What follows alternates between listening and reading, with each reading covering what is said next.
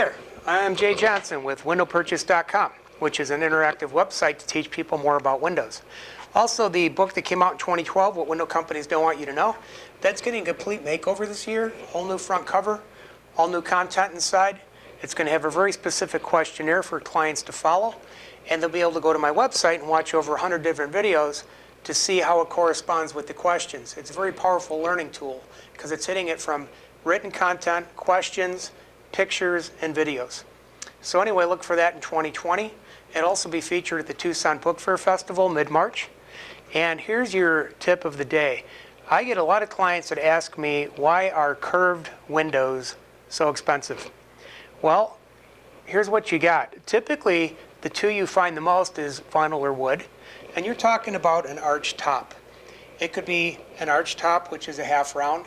It could be a slightly arched top, which some companies call an eyebrow window or an elliptical. It can be a quarter round, or it can even be an oval window. Whenever you curve a framing system, whether it's wood or vinyl, for example, the machines that do it are not cheap, and it's a long, methodical process to get that frame to gradually bend. You can't just grab a piece of vinyl and bend it, and it looks nice, or a piece of wood. So the other thing is the trim that goes up on the wall. If they can't save your existing trim, in some cases you can, in some cases you can't, just the trim itself is also not exactly cheap.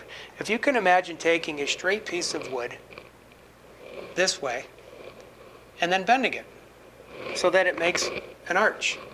It's a slow, methodical process, and the machines aren't cheap, and you can't just pump it out one way after another really quick. So that's why when they build these homes with these circular windows that have an arch to them, it can really drive up the price of your job.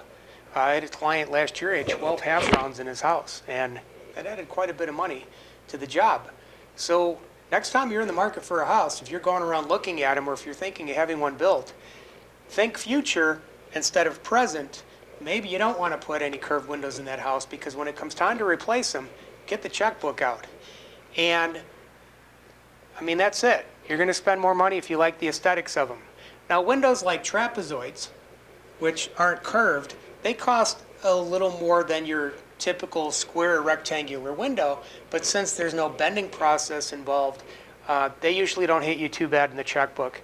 Anyway, that's my tip of the day. If you like my videos, please subscribe to my channel. And thank you very much. I'm Jay Johnson, WindowPurchase.com.